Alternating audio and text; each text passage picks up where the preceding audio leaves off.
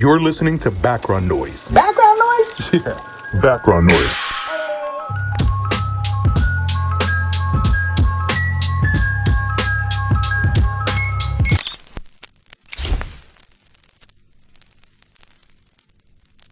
Welcome back, everybody, to another episode of the Background Noise Podcast. It's your boy SpaceCitysteve here.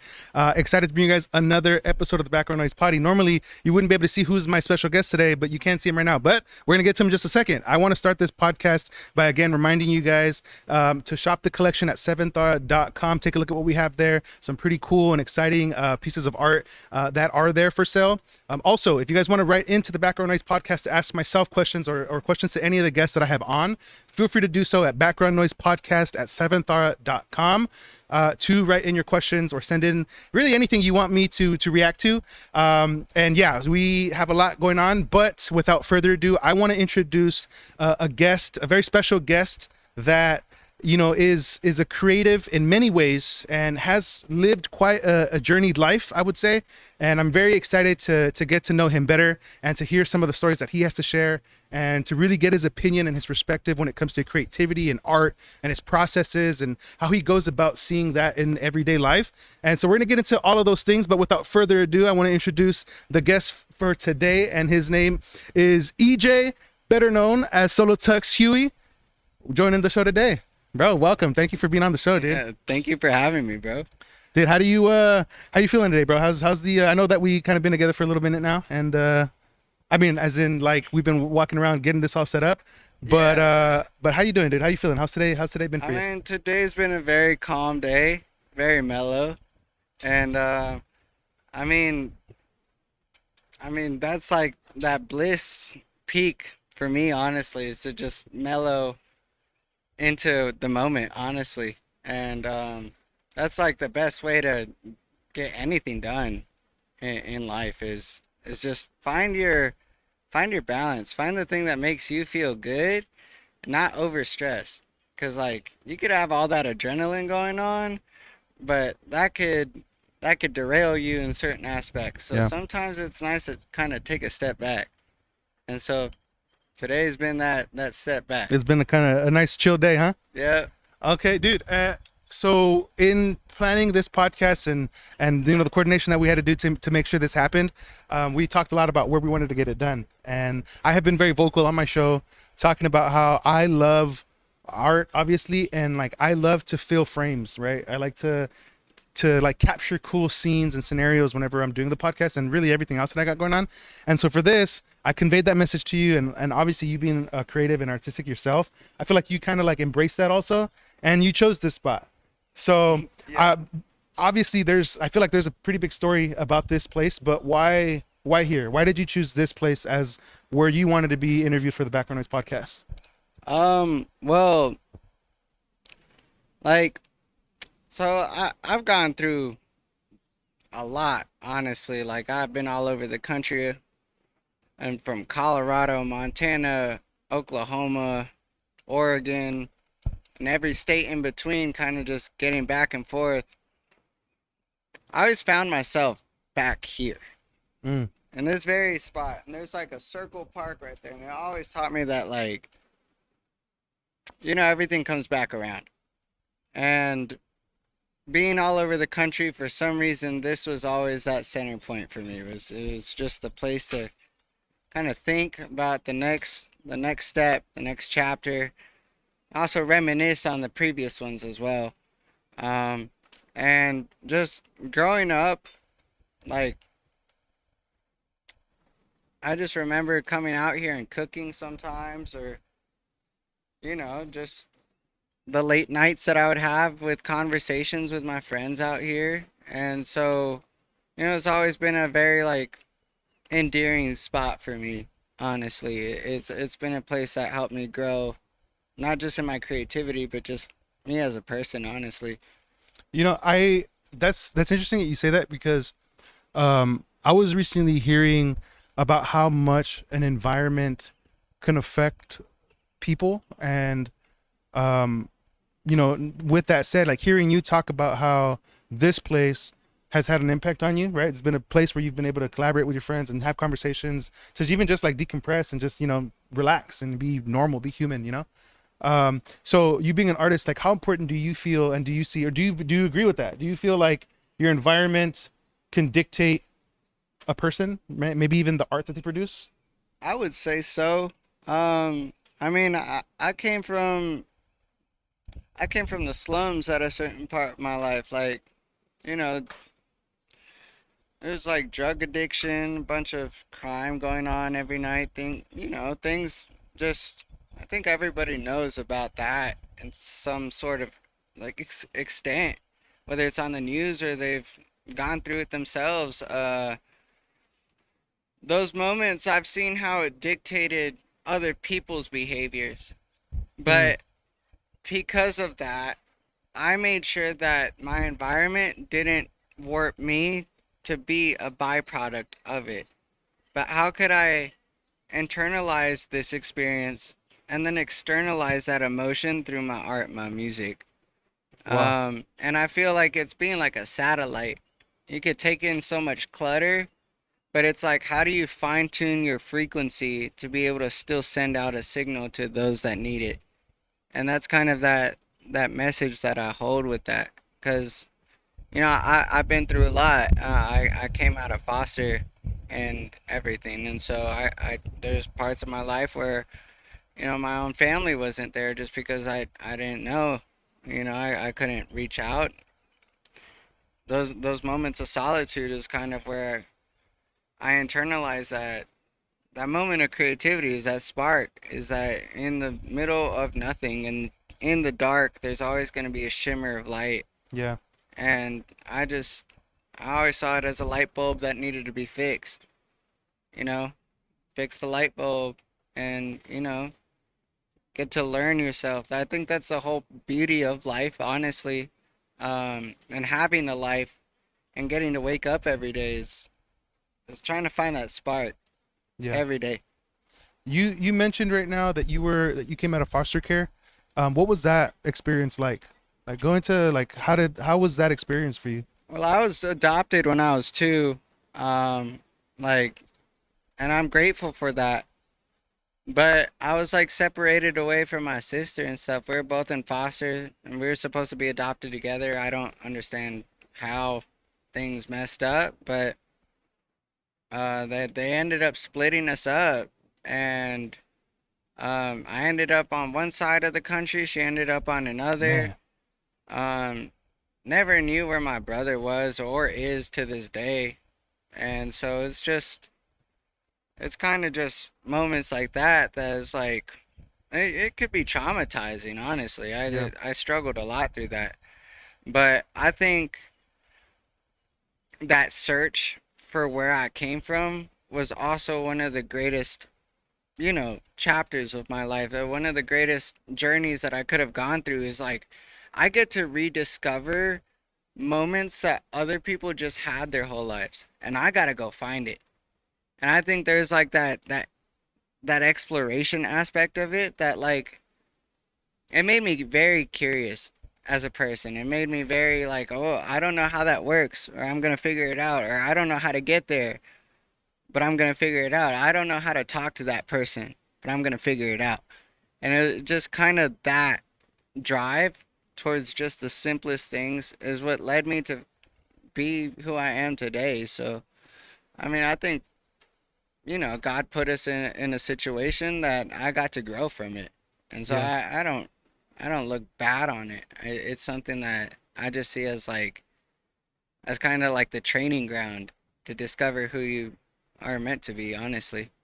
That's incredible, man. I feel like in hearing you talk about that and like your experience with it, I feel, man, bro, like I feel kind of impressed of how you've had a positive outlook on that. And so there's this question I have written down because I have like a whole like a set of like notes and stuff. So if you see me referencing this, is because like Yeah. in preparing for this, like I kind of thought of some questions. But a question that I was going to ask a little bit later, and I'll probably like retouch on it when we get to that point. It was a quote that I saw, and the general like summary of it was a person mentioning that like struggle is necessary to produce the best art. Do you feel like that's accurate? Honestly, yeah, I think there needs to be some struggle. If everybody could do it, then everybody would. And that's the thing of it is like everybody has the ability to do absolutely anything they want to do, but not everybody goes out and chases that and pursues it. And so that struggle, those like, hey, can you I used to skate when I was a kid a lot. I kind of still skate around now, but it's like anybody could try to attempt to do like a 10-foot gap on a staircase. Not everybody's gonna land it. Not everybody gonna land that one, bro. No. But there's gonna be one person that's gonna attempt it over and over and over again, while everybody else watches.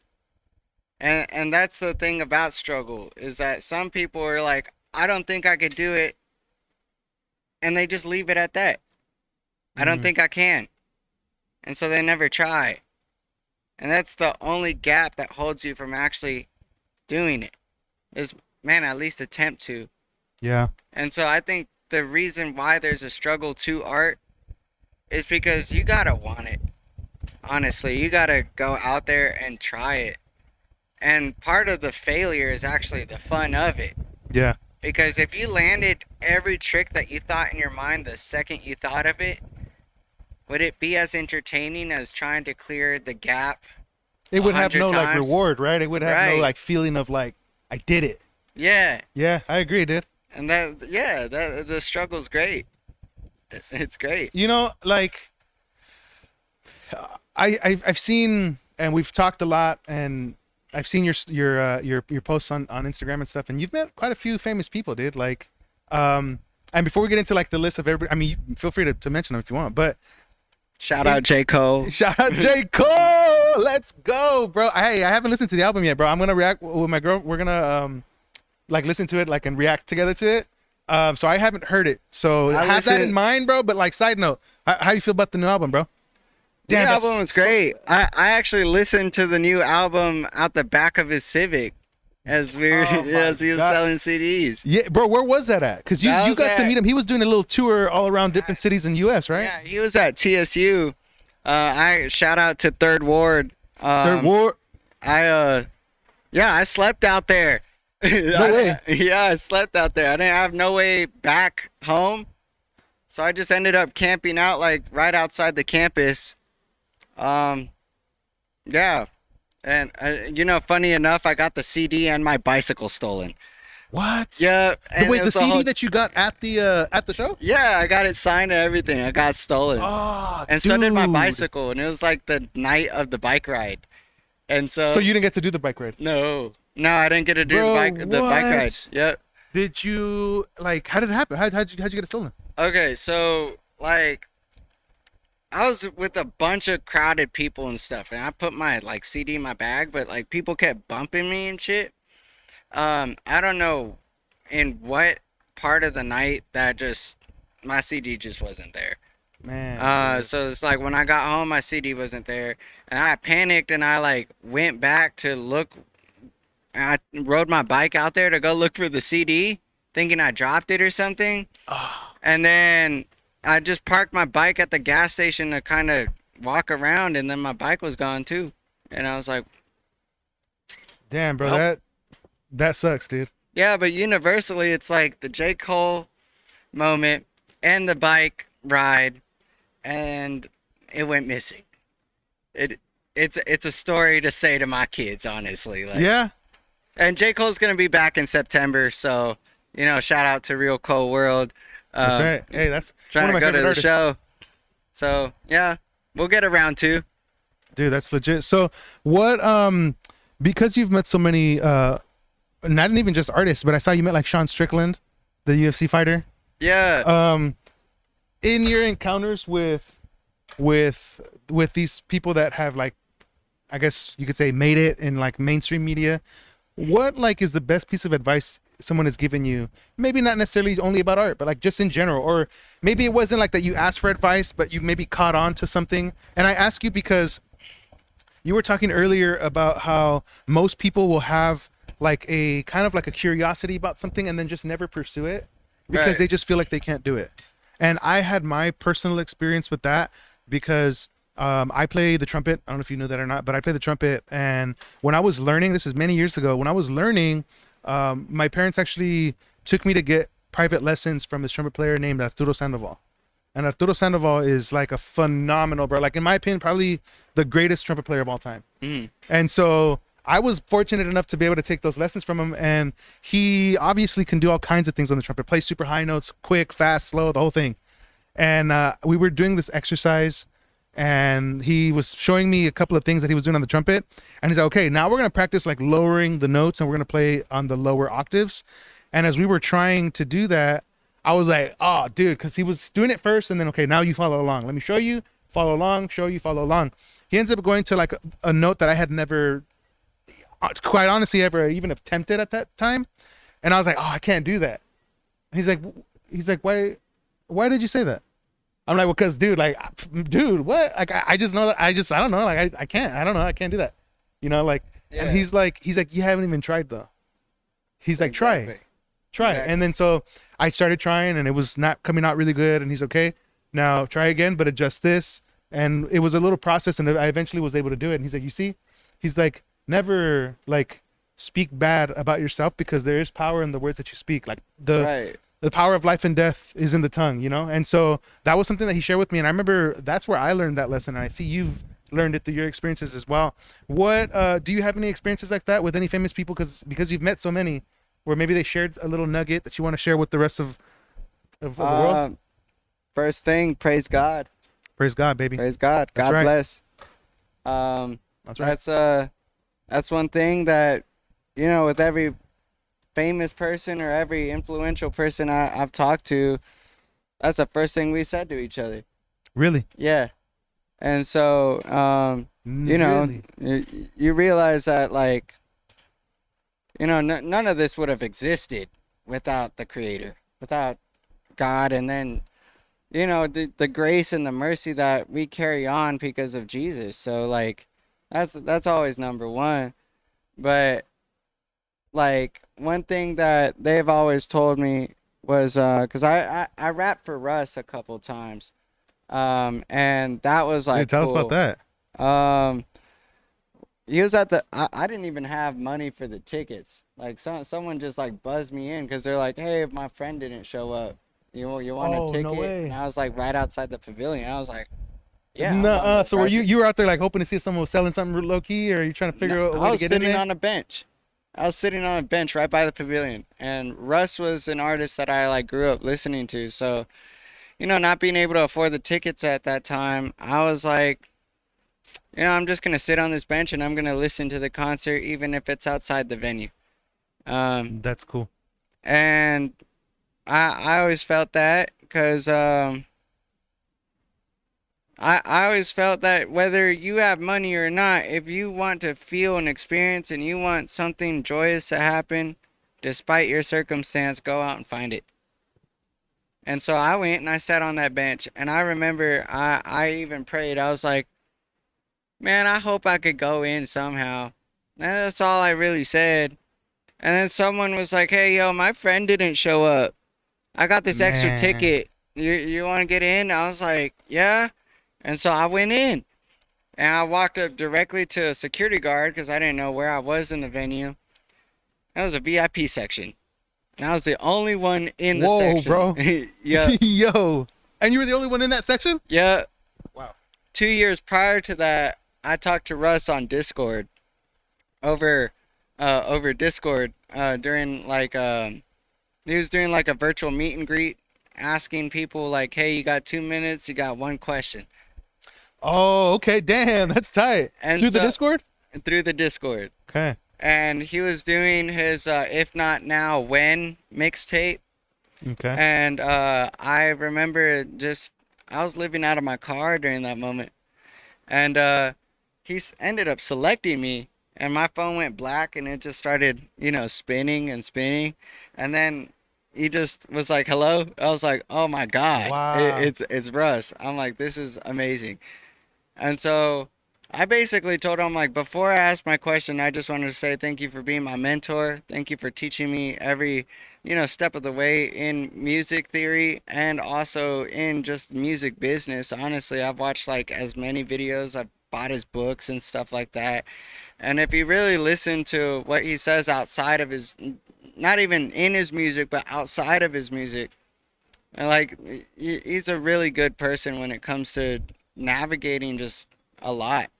And so I always just gave praise to him for being my mentor. And then he was like, "Okay, so what's your question?" I was like, "Can I rap for you?" And so Wow. I spit like a 5 minute freestyle. He gave me 3 extra minutes just to keep rapping. Oh, so he let you keep going. He let me keep going. Sheesh, man. And then yeah, he Was this put, like on a private message type deal, or was this like no, it was like on being live Discord. streamed? It was on a live stream Discord. So So there's people like were watching that 400 too. people like Wow, in bro, that's that epic, night. dude. Yeah, Was it a freestyle or was it a prepared thing? that was freestyle. No way. And yeah, so I went on for like 5 minutes, and then yeah, he was like, "Hey, bro, I got you on the VIP list." And so like 2 years prior, I was also put in VIP, and I drove all the way to Corpus Christi, living out of my car. I drove all the way to Corpus Christi, did DoorDash the entire day just to make the gas money Whoa, to head over dang, there. bro. Dedication, bro. Yeah, Dedication, man.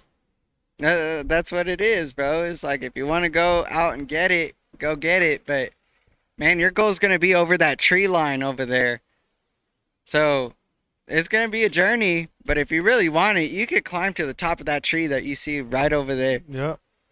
And just a lot of people don't really have that sense of security within themselves. And so I say, before you go and tackle some sort of dream or opportunity, sit down and think to yourself, I could do it. If he could do it, I could do it. And if nobody done it, I'll be the first one to do it. And even if I don't do it, someone did it before, whether it was recorded on a camera or not.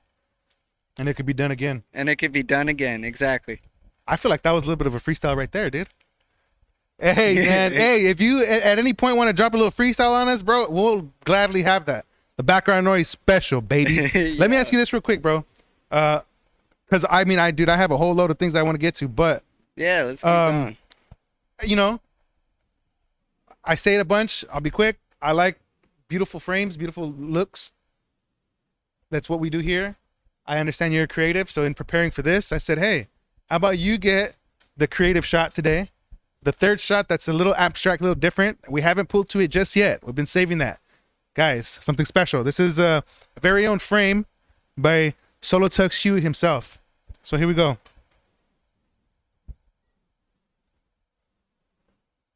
There it is. There's the shot right there. The mics are still on, by the way, so we can still speak. Why this frame? Like what about this frame? It was what you wanted to capture in this spot here. When I was homeless, I used to grill chicken on that fire pit and wash my dishes in the water, like the what's that called? The water fountain? Yeah, the water fountain. Yeah, I used to wash my dishes there. No way. And so when I was dead broke and I didn't have nowhere to go to or nowhere to stay, with no sense of direction, this was the spot. And so, yeah, like, and I had fun those days. I still like think back from where I am now, and sometimes I get sad because I'm like, I just want to go back sometimes, bro.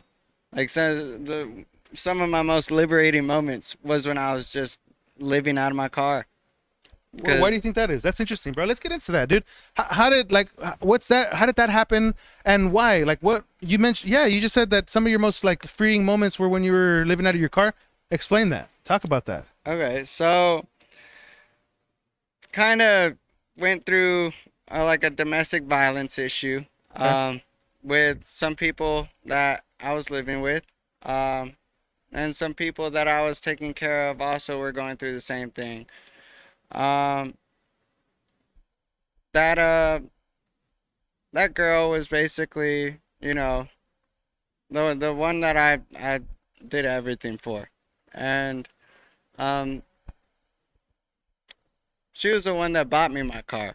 And it was just a really bad night where I was previously living, and I jumped out of my window with nothing but a backpack, and I got Ubered from where I was to that car, and she gave me the keys, and she's like, "I bought you a car." And so we ended up just doing DoorDash every day, living out of that car together. And we went from there throughout the entire country from that point. Um, there was nobody to say yes or no, but nobody to tell me whether it was right or wrong either. And so I took every attribute that I've learned previously and I applied that to help people that didn't know anything really. There's people out there on the streets, homeless people, people on drugs, people, criminals, all types of different people that came from different backgrounds. I've met politicians on the street. I've met all types of different people, celebrities. Like I said, it's just when you're out there every day without any place to go, you could kind of give yourself the freedom and the liberty to be like, I want to go over there. And why not? It's 4 miles. Okay, I could do 4 miles. Like it's that. It's just what's going on and how could I involve myself in the space that I want to be in, despite my circumstances and despite where people wanted me to be.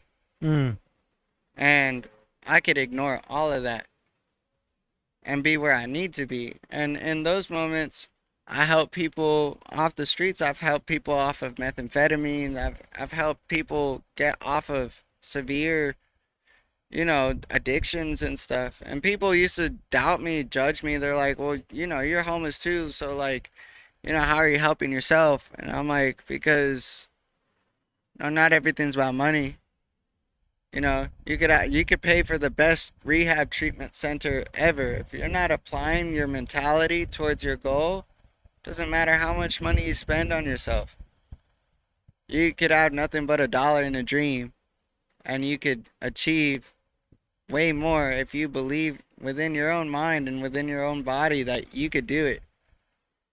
And so it's like, with nothing, you achieve everything. It's been the mentality that I've carried. Because like even an idea, even a melody, even like a lyric, whatever you come up with came from nothing. You close your eyes and it was blank. You were the one that wrote your story. So you could help people continue theirs too. You could be an editor in someone else's life. Oh, their story's kind of messed up. Well, let me see what I could edit and fix and stuff. You're not going to change it. But you could put your little bits and pieces and plant your seeds. And you're going to see that grow. You're going to see a person grow in a way that someone else didn't believe, that the little seed that was this tiny grew into an oak tree. There was one person out there that didn't believe an acorn could grow a tree. Yeah, dude. I'm sure, dude. That's funny because I'm sure in the history of the universe, man. Yeah. I'm sure that there's been someone that doesn't believe that. Where does your passion for people come from? People are people, and we're always going to be people. Yeah. And so the passion to interact with everybody has always been, it's been that curiosity that I had. Like I said, like I was very sheltered at a certain point.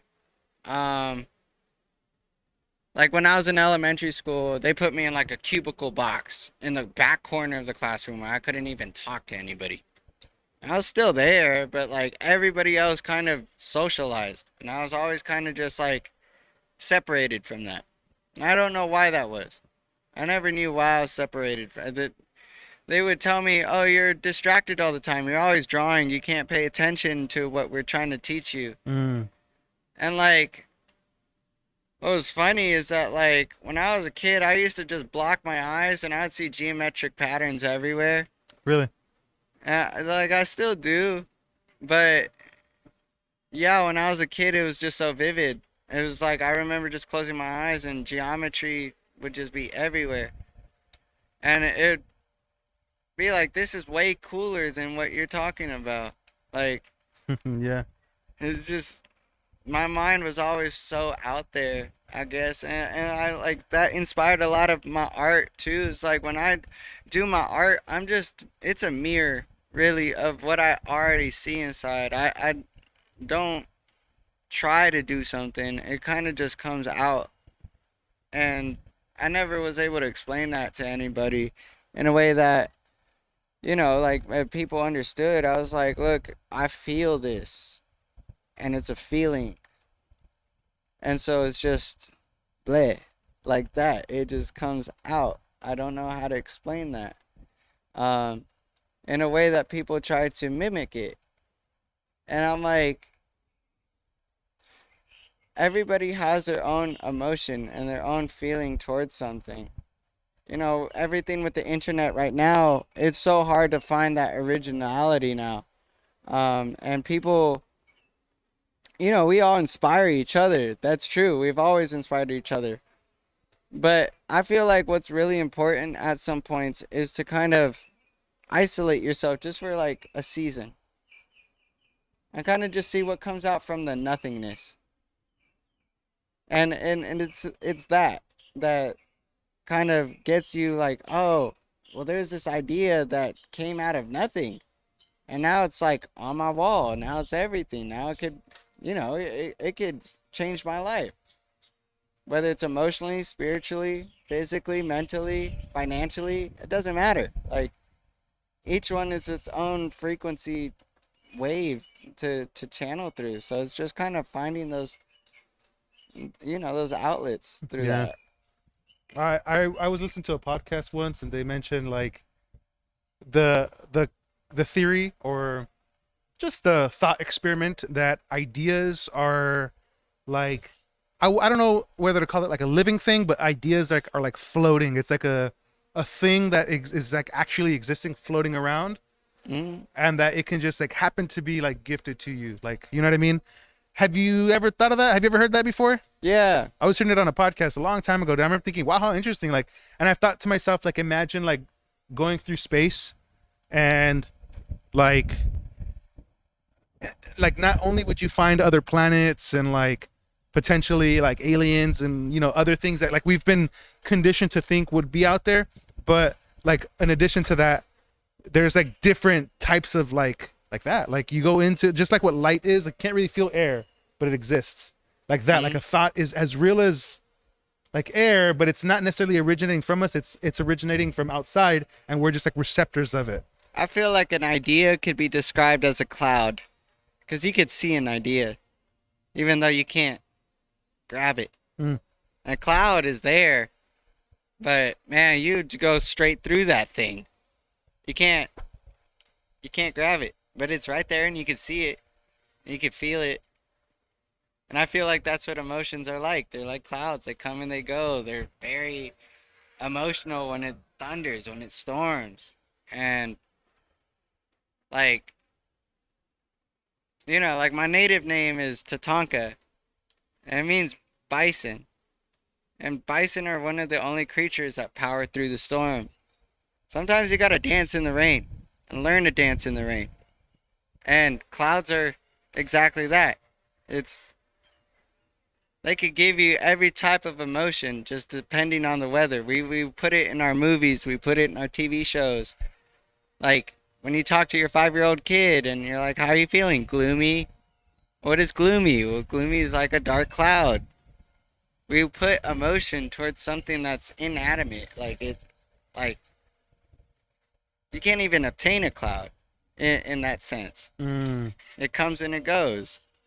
And so I see it emotionally like that, but you could also physically see the understanding of how clouds form and everything. That's where that like science and that geometry kind of comes in. Is that like one person will understand it mathematically, another sees it scientifically, another sees it like philosophically, spiritually, another person sees it mentally, another person's just like, that's a cloud, and that's all they see it as. And so like you get all these different perspectives, and if you're able to understand that each and every perspective is right in its own way, you could kind of web that all together. And Wow, I love that. and that's how I would explain, that feeling, honestly, through a cloud. Dang, I love that, dude. I love that. So let me get to this here. Um, so I've seen, obviously, I believe you live here in the Houston area, but I know that you are from Colorado. On your profiles, I believe it says based in Oregon. Mm. So what significance does Oregon have to you if you're from Colorado, but you lived here? Why based in Oregon and not based in Houston? You know what I mean? Why not based in Colorado? Or, why is Oregon the pinpoint for, that's where you, as my brand, I want to put myself out there as based in Oregon. Because Oregon was the moment where I had lost everything, obtained everything, lost it again, and then found myself. Wow. Yeah. That's a solid answer, dude. I love that, dude. Okay. Oregon, bro. Oregon. How long were you in there for? How long were you in Oregon Like for? 2 years. Nice, man. Okay, so it was a pretty eventful 2 years then, huh? Yeah. How long were you in Colorado for? Like, when did you get out of there? I came out of Colorado when I was 2. Didn't go back until I was 19. Okay. Stayed with my mom for about 2 weeks. Then I dipped out after some family issues. And then traveled again. Was just traveling through states. And then this month of last year is when I went to go see my mom again. So I've seen my mom twice in my life for a total of 4 weeks. How was that? How was It was seeing her? good. It was good. I love my mama. Shout out to my mama. Yay! Shout out to moms out there. I love Yeah. my mom too, dude. Mom, if you're watching this, I love you too, mom. Yeah. And so, it was very hard because it was like confronting a lot of emotions. And it just never really got to experience. So it was like, I surfed out in Oregon too. That's another reason. Shout out Oregon. Oregon. Wait, you said you surfed or you served? I surfed. Oh, really? Yeah. Dang. How's that? That was pretty good. You good out there, bro? Because if I get out there on a surfboard, I've snowboarded, and even that, I was all right. I got caught in a riptide the first time I went out. Oh my god. And then I got bombarded with 8-foot waves. And I remember coming out over past that, and it was just like blissful. It was just, Oh really? yeah.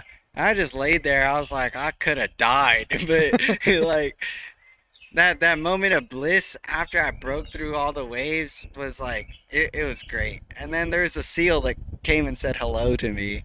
Like Nuh-uh. a seal popped out of the water and just like made it sound. See that right there would have freaked me out. It did. I'd have been like, if I It see a seal, yeah, first and foremost, the seal alone would have made me be like, oh hell no. And then after that, I'd have been like, wait a minute, if there's food, that means there's hunters around. So I'm thinking Yeah. there might be a little shark looming by. Talking about, Yeah. yeah. I would ride my bike up Tillamook Head, which is this cliffside like mountain over in Oregon. I see blue whales. I'd see the blue whale migration out there. I just ride my bike up a mountain just to go see whales. That's so cool. And I do that like every day. I do that every Yeah? day. Yep. And that was just kind of my conditioning that I was doing when I wasn't surfing. I was just riding my bike everywhere. Living an active lifestyle. Mhm. So do you think Houston's home? Houston is home. Yeah, you think like Yeah. okay, that's cool. It's nice. It's nice. I wish we had a little bit. I wish the cold lasted longer. Yeah, I did too. Other than that, I think Ooh. it's pretty decent. It's nice out here. I would say the only thing I don't like is the mosquitoes. It's the humidity. It's the mosquitoes come out. yeah. Oh, or cicadas. I wasn't love used to- cicadas though. Like they'll come out my yard, and I'd always just like look at them. I'd catch them. I didn't care. You grab them and stuff. Yeah, they You don't get do freaked out nothing. about bugs and stuff. No. Because for me, like I hate. I don't like bugs. I won't say hate either, because beautiful little creatures, I guess. But I don't like bugs at all. Like if I'm the only dude at home, I'll kill the spider if I need to. But I'd rather not, dude. Like, dude, And so like the bugs, bro, like I remember when I was eating at a taco truck and it was outside and we were under a canopy kind of like here, except it was like a metal structure. Yeah. And then we're sitting there eating, all of a sudden, boom, I hear like a bang. I'm like, damn, like it sounded like if just someone like hit it, right? And I look and I see on the ground a little bug like, I was like, dude, that's the biggest, like, it looked like a giant fly. Giant. Like, Oh yeah, like a horsefly. yeah, dude, it was huge. I was like, oh my God, no way. And then, look, I love the sound of like a rainforest, which is pretty much just cicadas on trees just buzzing. That sound, like it's beautiful. Honestly, I kind of like it, like when normally, but then when you start to think about the fact that it's just like all the trees are full of them, like they're everywhere, kind of gets me grossed out. But I see people that don't have that, dude. They're picking up spiders, picking up bugs. I couldn't, dude. I couldn't. got a friend that actually is an etymologist that lives in Dubai. So he made a living off of studying insects. Oh, Ooh, let's look at that. Hold on, we just had a technical foul. Okay. Hey, well, you know what? This is gonna be a perfect time. What we're gonna do at this point, we're gonna fix that camera. Probably get a different scene just for the heck of it. But we're gonna hit to the commercials. We'll be right back. With EJ, dude. I'm having a great time, dude. Yeah, me and too, I have a lot to get to for real. So just quick little commercial break, and we'll be right back with more Background Noise Podcast.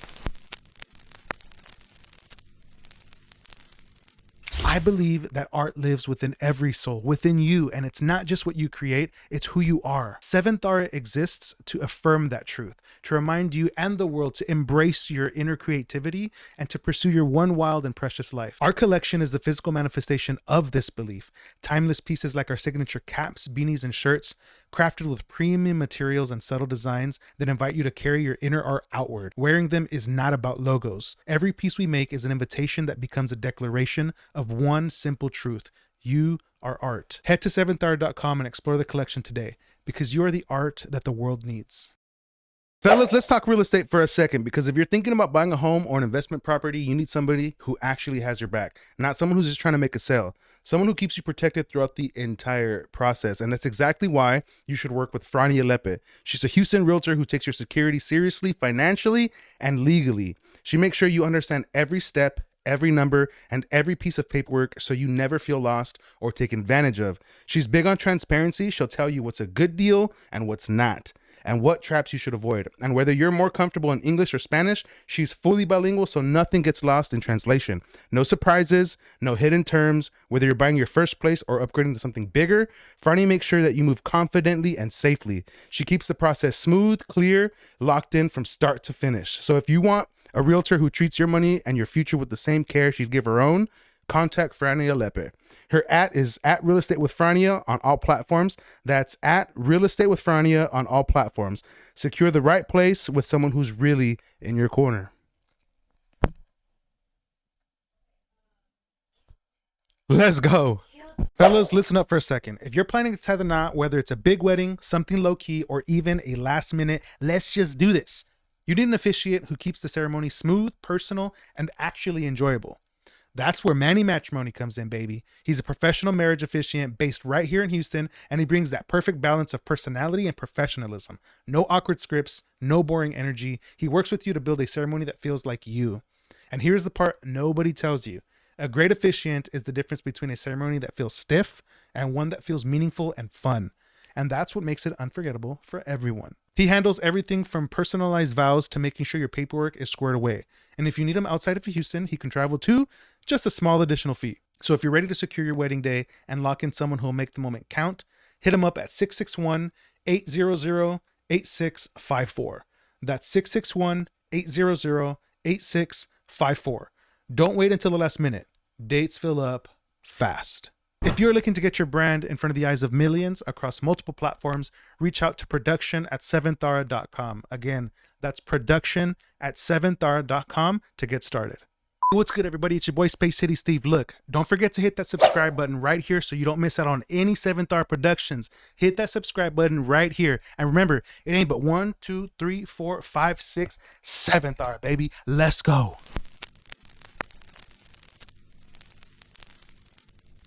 And that's what I meant of like, I was so busy with stuff, I didn't get to do this part. And so like, I wanted to be able to come here prepared, bro, because I know you have a good story to tell. And I wanted you to have like whenever you look back on, oh, I've been on the Background Noise podcast, that shit was lit. Not like, damn, bro. Like, I mean, nah, you know what I mean? I want you to have a lit ass experience, dude. I got you, bro. I And appreciate it. hell yeah, dog. Come on, bro. And you're welcome to be back on anytime, dude. Okay. Yes, sir. Welcome back, everybody, to the Background Noise podcast. Again, it's your boy Space City. Look, we got the boy EJ, Huey, SOLOTUXHUHI. I love it, dude. I love it, bro. We were just talking off camera, dude, just how, like, I feel like you and I are similar in that we're, like, passionate about people. We're passionate about, like, seeing the beauty in everyday life. We're passionate about art. And so I want to get into a couple of things. Everybody, you guys have been seeing me ask bro a lot of questions about art and his opinions and his perspectives. And it's not only because his experience of meeting a lot of artists that are successful and famous people and all that other stuff, but he himself does art himself. And so to name a few things that he's got into, and we'll get into the specifics of this, he has a music label, Slug Pug Records, with a few songs, to name a few. We got Psyche, Jet Flow, Overdose. I'm going to mess this one up. Tu es l'amor de ma vie. I think I did that fantastic, Tu es l'amor actually. de ma vie. Yes, sir. Okay. And then we got Agapao. We have some art pieces that he has posted, again, through Slugbug Official. You guys can see all this stuff on Instagram, by the way. Yeah, follow Huey.official, HUHI.official.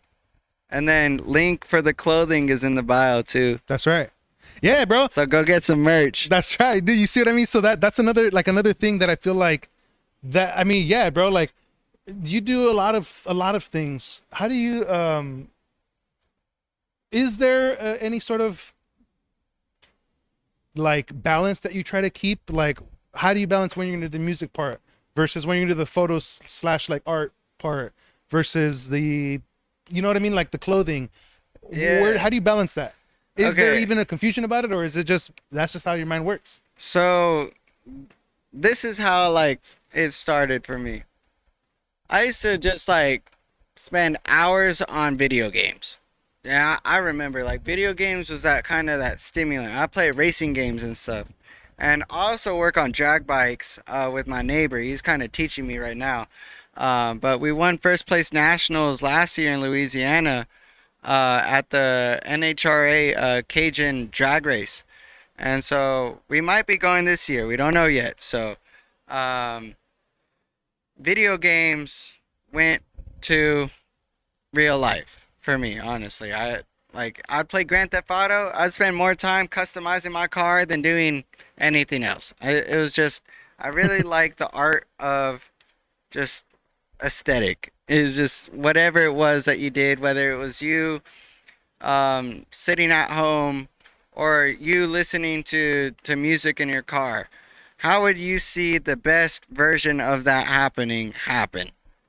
And so that's why you get the subs, and that's why you get, you know, you gotta get everything, and you just pimp it out, like max out your life to the best that you can, whether you have a little or a lot, it doesn't matter.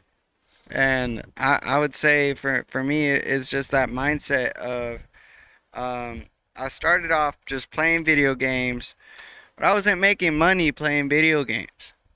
And I didn't hop on stream like all these other people just because I just didn't have the ability to. I always wanted to. I might like in the future, but right now it was kind of just, as a kid, I always wanted to be something and make money off of the things that I was passionate about. I wasn't making any money off of video games, but it was stimulating me. It was kind of just getting me out of my head, out of kind of all the other issues that we've talked about just earlier in the pod. And so one of the games that I played other than racing was the UFC game. Okay. And that's like meeting Sean Strickland was kind of that, like that full circle moment. Yeah. Because for me it was all just a game at the beginning. And I was like, look, if I could get good at what I'm passionate about, then maybe one day what I'm passionate about will be something I'm good at enough to pay my bills. And that's all I ever thought about, honestly, was stability. It wasn't anything lavish. It wasn't anything grand. It was just like, am I safe? Do I have everything I need to take care of myself and not worry about tomorrow? And it's just been that. And so I was like, I can't spend 4 or 5 hours on the game, because it got to a point where I started to self-acknowledge like how much I wasn't doing anything. And so I was like, okay, well, I'm gonna play 2 hours on the game, but I'm gonna have my music set up. Like, I had my laptop. I remember I had GarageBand. I started off GarageBand on my iPad and on my iPhone, and I still use it to this day. Just pre-record any ideas. But I would set up my laptop, and I was like, okay, my laptop is on. I have my music program set up and everything. I ended up getting Logic Pro X. I messed with FL and Ableton. But Logic Pro is kind of like the go-to for me. And so as an excuse, I just had my laptop open, and I'm like, I'm gonna play one match of Call of Duty. If I win, I'll play another match. If I lose, I gotta work on this.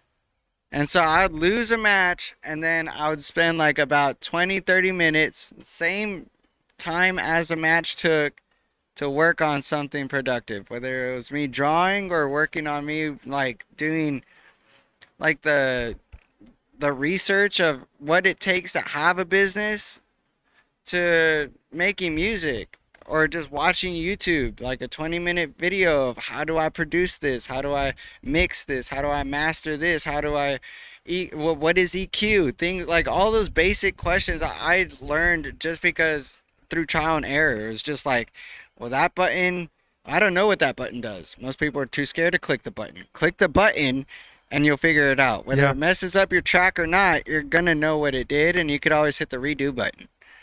And so I learned that through my art and my music. I do a bunch of sketches and stuff. I was always taught, make it exist first, you could always make it better later. Wow. And so as long as you just record the idea, record something, record your melody, your harmony, something, whatever, whether it's something that you're humming. And so video games and music became like very parallel. And while I was like playing my racing games, I'm thinking of like rap lyrics. I'm thinking of just like different melodies. I'm thinking of how I'm gonna like compose a track. I even dabbled into EDM. I'd watch a movie, put it on my flat screen, mute the TV, and then play the track of what I was making the previous 30 minutes and see if it transitioned to where that song that I made fits into a movie scene. And I watched a bunch of different movies. Shout out to Transformers. Like, yes, sir, bro. What? Yeah. Damn, that's fire, bro. That's amazing, dude. Okay, so yeah, I mean, so then how do you manage? So music is the main passion, or is it all music and art? So it's like I studied light and sound, and so it's audio and visual. And there's a thing called synesthesia, where it's like you see sound through color. Okay. And it's kind of something that I've had. I close my eyes and it's like everywhere. It's like this whole like a Daft Punk concert in my head. Yeah. That was a nice like. What was that right there? That was a nice little. I was in varsity choir. Yeah. Nah, what color was that? That was. Let me see. That's I'd say for me it would be kind of like a Mountain Dew color, like a little yellow and a little neon green. I would say that's because my breath stank, huh? No. He said that's yellow right there, dude. No, I'm joking with you, bro. Dude, okay. Cause I seen people like they've said that before, and I feel like I'm similar, but not like that. Like if you do a hum, like I wouldn't know what like color that is. I feel like that for me happens more like through the process, like because I feel like I hear music and I visualize a lot of things, like everything that I'll be hearing a song, I'm thinking, man, bro, I see this man and woman who are like so passionately in love with each other, but she's like, she can't for some reason, and he's trying to chase after her, and it's like that lost love. And I see those things by just hearing a random song, and sometimes, bro, it's on songs that like you wouldn't think, like you'd be like, what, how'd you get that? So in that way, I feel like I'm able to like, okay, I can see color. You put a movie scene to the song. In a way, yeah. That's what I mean. Like, I'll put on a movie scene, mute it, and I'll make sound revolved around that. And so it's kind of, that's where I say it's the parallel. 'Cause a lot of people listen to music and they visualize their own, you know, like their own romance of their own. They romanticize their own moment through whatever song they're listening to. And you just visualize whatever story you want to visualize. But that song is just the background noise Hey. to that moment. Okay. I mean, let me put you through. So here, look. By the way, guys, look. You already know I got a little study on the boy. Go follow that Background Noise podcast on Instagram. See the little case study that I did. Okay. So I'm gonna list a few songs that you've done, and then you just let's see. So we got Slug Pug Records. Obviously, like I said before, we have a few different songs. I really like Psyche. Is it Psyche? Yeah. Psyche, whatever, bro. Yeah. Dude, Alright. I love that it had like a very like a J. Cole type of sound to it. And then I really liked the anthem feel of Agapao. It felt real, like it felt like a song that like I could be walking through, I don't know, the neighborhood, or like how you were saying, like back in the neighborhood. That's exactly what I was visual. Oh. Hey, that might be dude, but you're about to say that's exactly what you're visualizing? Yeah. I wrote that song with the visual, and I even spoke to. Is it good?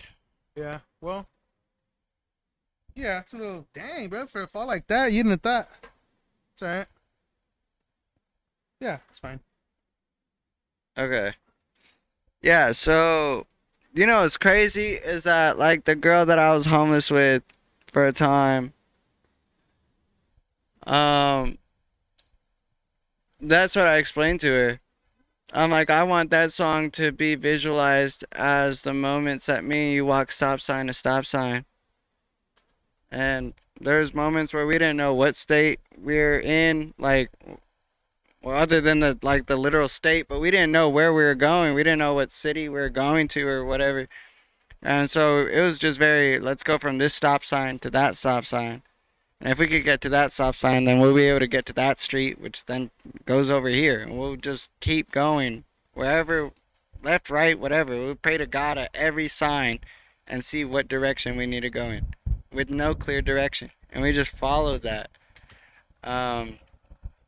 And so, yeah,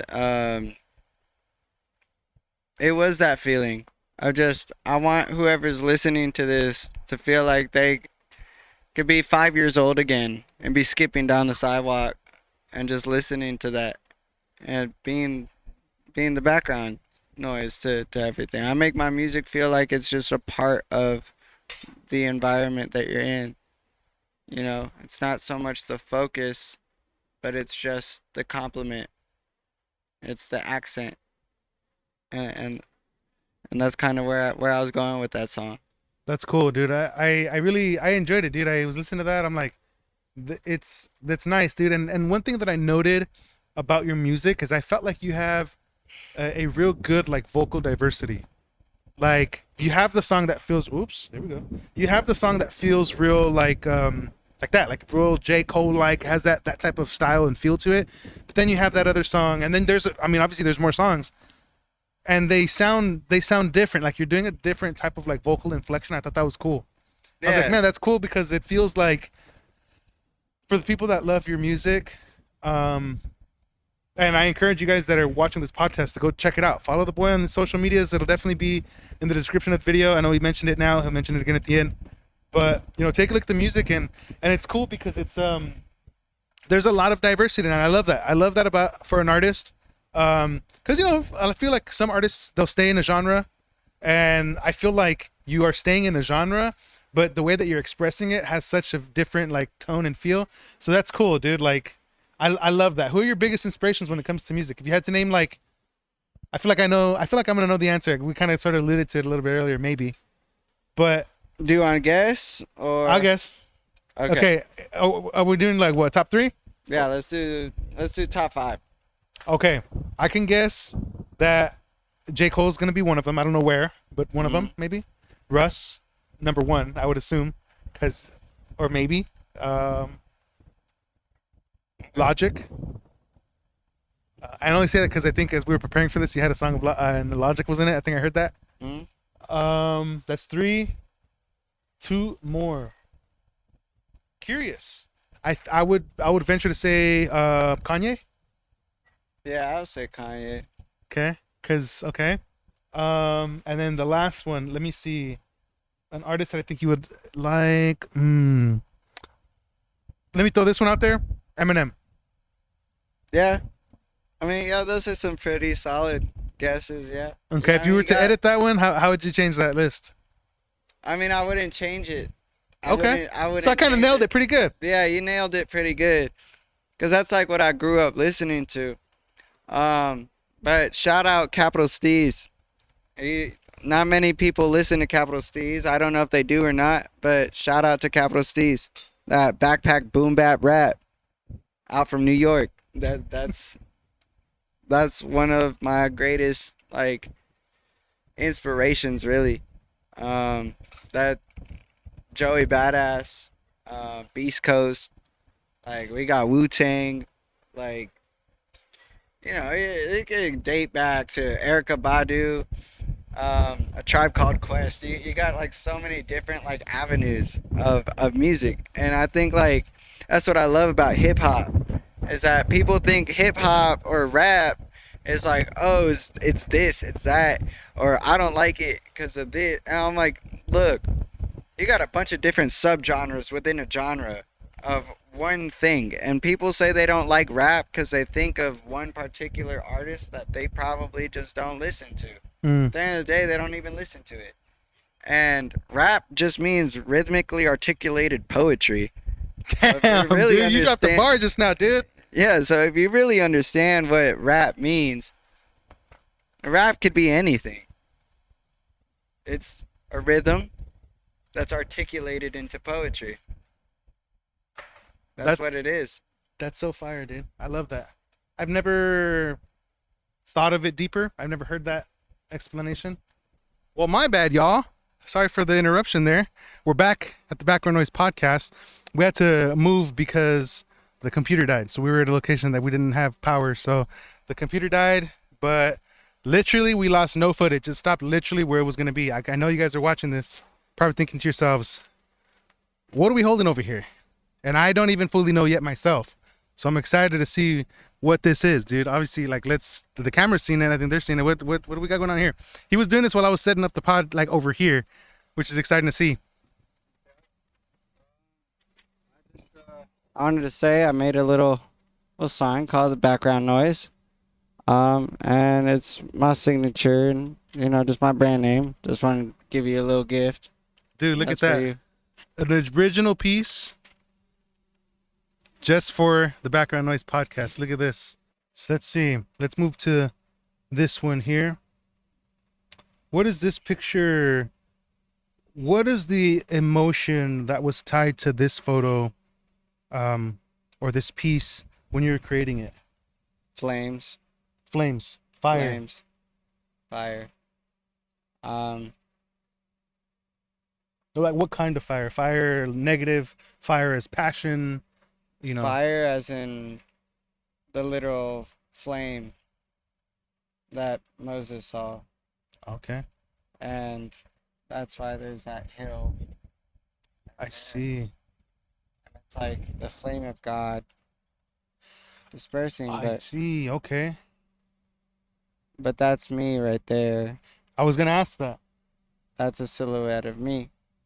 How God's flame is like a constellation in the sky too, like a nebula. That's why it's stars in the back.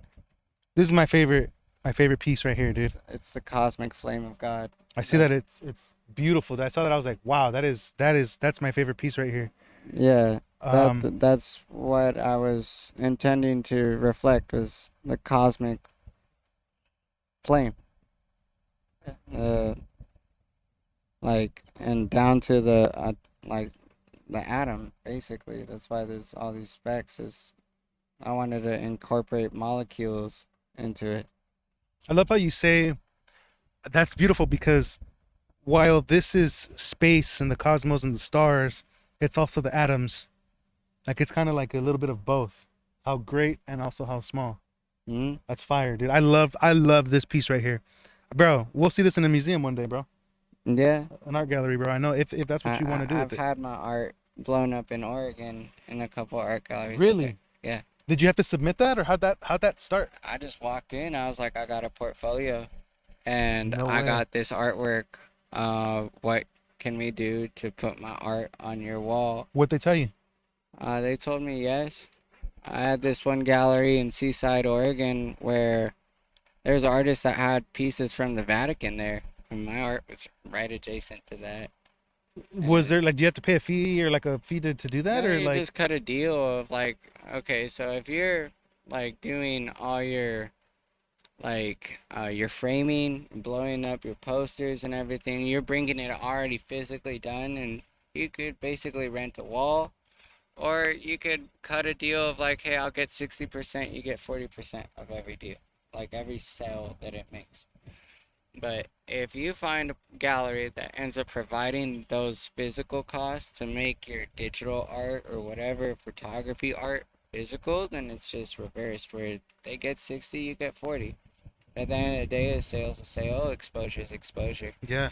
And so that's the entire motto of it, is like, What? Dude, because I've that's how I started with it, at least. I've always like wanted to do that, dude. So it's the fact that you have. I got my own contract for that too. No way. Everything, I've written up everything that I needed. Because of that experience. So Mhm. your art is already being recognized in, and you said in Seattle or in Oregon. In Oregon. How about that, dude? How about that? Okay. Here, so it does not fly away. Thank you for that, by the way. Yeah, no problem. So there's this piece here. I'll show it to you.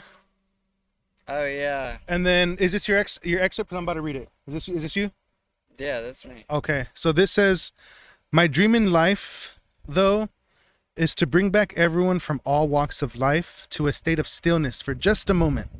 And maybe in that moment, people will sit in that silence and feel the breath they just took, or the air they exhaled, out of their lips to the tingle in the fingertips to the beat of your heart. And that's just the start. In that fragile moment, one reflects off the canvas to see oneself in front of a wall of dreams that one can make a wish was created by the loneliness of a kid that had nothing but a gift to point or to paint his dreams in a ditch." That's some poetic stuff right there, man. I read that. What does that mean to you, dude? What is that, and how does that tie to this image?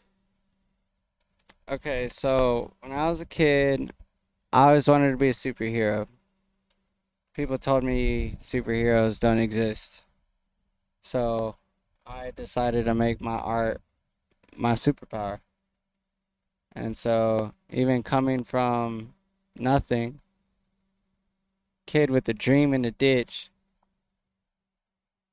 like, how do you climb out of that ditch? And it's like I have this one metaphor for, like, just everything I went through, being foster kid, everything is, you're like a sea turtle. You come out of the darkness, come out of your shell, you struggle through that, you finally get your first breath of fresh air, and you're like, where's my mom? like, like, where's my mom? But before Wow, any of that man. registers, you got seagulls coming in, picking off your friends and all the people that you grew up with, and you're like, oh no. Wow. Whatever question that was doesn't matter right now. It does, but not yet. It's not something to focus on. I'm like, my focus is get to the water. And so, like, whether you're in a ditch, whether you're in the gutter, whether you came from an alleyway, whether you came from all sorts of different avenues, whether you grew up in a mansion, like, it don't matter. Like, the ditch is just where the seed was planted. And how did your dream come from that? Dude. That's and my superhero name, also Solo too, is the Supreme Overlord of the Universe. That's what it also means too. And I came up with that when I was like 6. Bro, you blew me away with that analogy, man. And I'm impacted by your story, bro. I just can't get over the fact that, like, man, bro, like, I'm gonna just repeat what you said just because it's so impactful, bro. Like, you view the analogy of a sea turtle being born by the sand, having to get to the ocean, and that wild, like, where's my mom at? That doesn't matter right now, bro. Get to the water, bro. And on your way there, it doesn't matter why, because I need to get to that water because seagulls are picking off the people that I recognize near me. What the hell? And then you coming from your story of being in foster care and having that same question, but then also having that same reality of like, hey, but you know what? Right now, that doesn't matter. And for you to have that perspective, dude, like to have gone through the life that you've gone through and to still have the outlook that you have on life and to not only be positive about it, but to not be like a bitter person. And if anything, to create from that. And like, bro, like people talk about rock bottom or in this place, the ditch, right? And Yeah. I'm so blown away with your analogy of like that ditch is not like the end of the world. That's the start. That's where the seed, That's the when you plant a start, yeah. seed, you open up that ditch and you put it in there. And so you might look around and think like, dude, like this is bad. I'm in a ditch. No, bro, like it's about your journey out of that. Dude, I'm impacted, bro. Yeah, man. I'm impacted, bro. That's what that painting resembles is your head being blown. Like oh, my mind's been blown. Full of creative ideas, and that's why there's shimmers of gold nuggets that also disperse into the universe. It's supposed to match the theme for the other painting. Dude, these are wonderful, wonderful pieces. Okay, so when these pieces of art that you've created, whenever someone views it, do you prefer, like, what do you hope a viewer, a spectator of your work feels when they see your art? Would you like them to feel what you're feeling, or is it like it's supposed to be their own interpretation of it? How do you feel about that? What's your take? I mean, the whole gist of my art, like Solo 2, Only You, it's supposed to resemble a mirror towards how do you see it, and take the artist out of the equation for a second. When you look at outside of a window, do you think about how the person that created the window wanted you to see out that window? Or did he give you the creative liberty to feel whatever you wanted to feel as you looked out that glass? That's how I kind of want to embody my art. Is the same thing as you're looking out of a window that also self-reflects back to you. That's why you see your reflection through it. You could also see through it. And because of that, nobody asked who built the window, but it was built. And the whole purpose was for every single person to have their own personal self-experience through that window. Whether you felt it through emotions, or whether you felt it artistically, or whether you didn't even acknowledge it at all. That's the best part. It's like most people will put appreciation towards a painting of a flower and be like, whoa, who painted the flower? But everybody walks past a flower that's sticking out of the sidewalk every day and doesn't acknowledge the literal flower. And I feel like sometimes we just got to pay more attention to that over anything else. It's like, oh, I took a picture of it. Now it means something. I'm like, no, it meant something before the camera was invented. That's why we invented a camera to begin with, is so we could hold on to it just a little bit more. And that's kind of just my interpretation of my art. It's like, what do you see? I've always asked that. People are like, what is it that you... I do a bunch of abstract too, so people are like, what is it that you drew? And I'm like, what do you see? It's my first question. What do you see when you see my art? Like, without any sort of external thought. How does it make you feel? Wow. Those are my questions that I ask people. Wow, dude. I mean, dude, that's incredible. I want to get your take on this. I'm curious to see what you feel about this. The question is, what is your take on AI and its relation to art?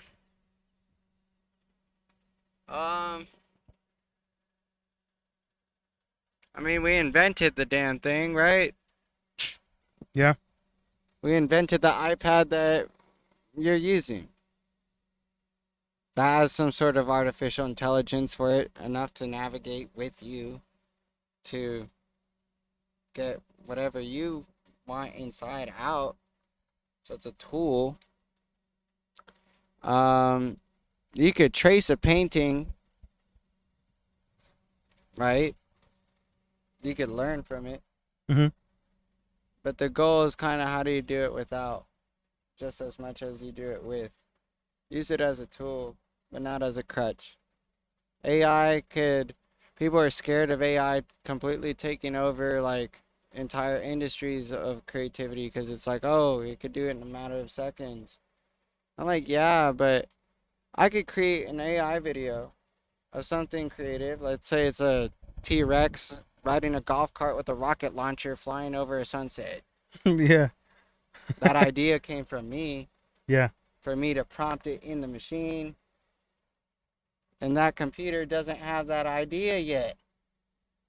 So that still has me in control and in power of any idea that's going on. Now, it may render it better and quicker, faster, but without the instruction, without the prompt, my idea will always be my idea. Yeah. And that holds you just like in control of your reality, in control of your art, in control of your music. Stay independent as long as you can. If you're gonna sign a contract with somebody, have some leverage. Know what you're doing. Don't let someone else do it for you. And I feel like AI is so easy for that, is to just let it do it for you. But you could also ask AI, hey, teach me how I could do it for myself. And instead of it just giving you the answers, it'll give you the instructions to understand how that answer came out to be. So it's just a matter of how you present a question towards that could either benefit, or it could kind of, it could derail you, set you back with certain aspects of that. I would say creatively learn to use it as a tool, if you're going to use it at all. But don't let it do the work for you, because you're kind of taking the reward from yourself. You're kind of robbing that moment from yourself. Yeah. I mean, I do a lot of photography, videography, and creative stuff myself, and I don't know, like I feel like AI it's a tool. I agree. I feel like a lot of people are real like against it, and how it's gonna, like, man, it's unfair for artists and stuff. And I'm like, I feel myself as an artist, so I feel like I should be. If anyone's gonna be offended, I should be one of them. And I don't feel offended by AI. I feel like you said, it's a tool to achieve my goal, my vision, my dream, what's in my heart, my creation, and it's just a way to make that possible. Just like the computer, just like the iPad, just like this machine, just like this. You know what I mean? It's like, So I don't feel any negative feelings towards that. And I just wanted to get your take. Have you ever thought of, how back in school, in art class, they would say pick a picture off of Google and just redraw it? Don't trace it, but just redraw it. You could do the same with AI. Ask for an art prompt and be like, oh no, AI one up me. Nah, that's the template. Now, like, use that as your idea and your kind of your blueprint phase, and see how you could map something better than what the computer even popped up. And I bet you could. I bet anybody could. You set your mind to it, you could. Okay, last one before I get you out of here. Whoa, well, hold on. Someone broke into your house? Oh yeah, that happened. Want to talk about that real quick, or should we save it for the next pod? It was just some crazy crackheads busted in my house. Destroyed my shit. And someone put a rat in my microwave. It's kind of messed up, but yeah. Okay. That's what happened, and I was like, I'm not gonna stick around for that. So I took my shit and I left. And I started over again. I've had people breaking into all types of different places I've been at. And it was always just some crazy shit, you know, people on drugs or someone rummaging through my trash, and then just there was a dude on my roof once, like in like I forgot what state that was in, but some dude was just on my roof, and I opened my window and I was like, "What are you doing here?" And they're like, "Oh, I don't know." Crackheads, man. They're like, but nah, it lost a lot, gained a lot, lost it again, found myself. That's cool, man. I'm happy that we did this, dude. I'm glad Yeah. that we did this. The last thing that I'm gonna say before we get out of here is that, and I feel like I was almost not gonna ask this right now, but I'm gonna do it just because I had it written down, and I was not gonna ask because I feel like this is like what we've been talking about this whole time. But let's do it anyway. I wrote down that I feel like you have a knack for vibes. I know that because of the conversation that we've had even now to affirm this that I wrote yesterday. But looking through your socials, your record label, your art pages and stuff, and even down to the music that you select that to like accompany like some of the pieces that you put on your work. Apart from the music you make, you know, all of those things. It gives me the sense that you have a good taste for a good feeling, and so. What about art and music and really everything? What about it moves you?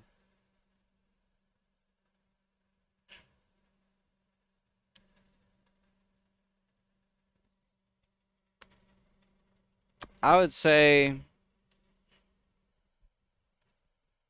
it all starts with the sound. Before even words are said in a song, it all starts with the sound. Um, Being Native American, sound has always been very sacred to me. And it's just following the rhythm to your heart. Um, Colors meant a lot because of that, because it just goes so hand in hand with me with that. Um, but sound could dictate the way you feel. So sometimes you gotta be careful with it. Um, let's say the frequency of it is kind of what gets my like the electromagnetic feeling in my body to just ooh, I like that. And I just there's something about that feeling I couldn't really find anywhere else. And so for me, it was just gravitated towards listening to music, or sometimes I just listen to sound. I put on headphones and have an open mic that's just picking up sound in like a nature setting. I just listen to everything that like right here, and I think that's the beauty of it. To me, sound is just something to dive into. Like check out Foley art. Just check that out, and it's a great thing. It's very therapeutic for me. I think that's what it is. It's a therapeutic aspect. It's the spiritual emotion that I feel with it, and the fact that vibration and frequency even aligns itself with geometry. It just goes hand in hand with visuals and sound. It just that to me is what made sense to me since I was like 5.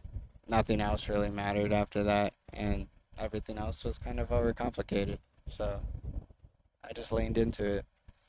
If if you had to give one piece of advice to someone out there watching this, what would that be? Don't listen to the haters. And if you're going to listen to them, take the advice of whatever they have to say. Take the good parts of what they say out of the conversation. Number 2, understand that your haters are your number 1 fans because they're the most obsessed. They're the ones looking at every little thing and criticizing every little aspect, both good and bad, about you. And so don't let that affect you. Don't knock your self-esteem just because of the way you think someone else perceives you. Because in the end of the day, half of the world isn't even listening. So give yourself some grace. Make your mistakes and make them passionately. making mistakes is the best part of it, because you learn of all the different ways it didn't work, and that is more experience than finding the one way it did. And I would say, keep loving people, love yourself, prioritize your mental health as your stability before everything else, and find God. Praise Jesus. A true artist, everybody. SOLOTUXHUI. Bro, I appreciate you for coming onto the Background Noise podcast, dude.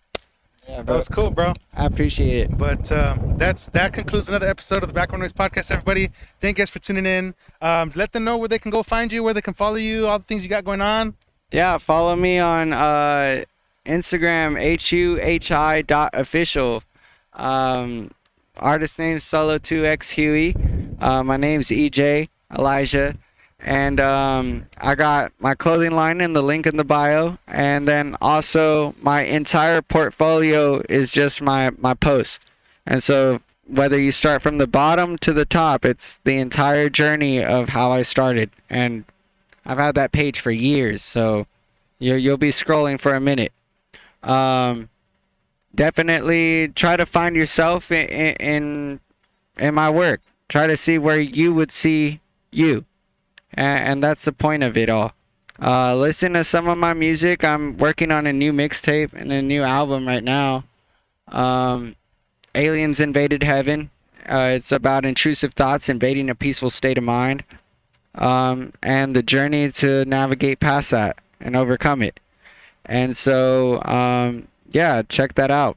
I got all my links on my Instagram. I would say follow my Instagram because I'm pretty much dead on every other social media right now. And also, shout out my notebook that carried me through, because this thing right here, this carried me through everything. Got chewed up by my dog, but there you go.